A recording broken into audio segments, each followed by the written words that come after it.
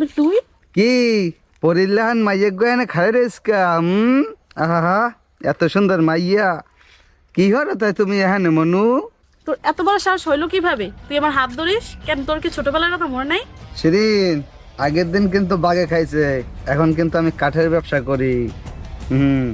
আর শিরিন, শুনলাম তোর মায় বলে মরে গেছে। আহা, বিশ্বাস কর আমার মনের মধ্যে কি কষ্ট। তোর মায় মরে গেছে আমি শুনে খুব আফসোস করছি। আসলে কি আমি তোর জন্য কিছু করতে চাই শিরিন, তুই আমার একটা সুযোগ দে। দেখ আবির, যারা আল্লাহ আছে তার কোনো মানুষের সাহায্যের দরকার নাই। আর তোরা যে আমার কিসের জন্য সাহায্য করতে চাস সেটা আমি ভালো করে জানি। তোদের সাহায্যের কোনো দরকারই নেই আমার।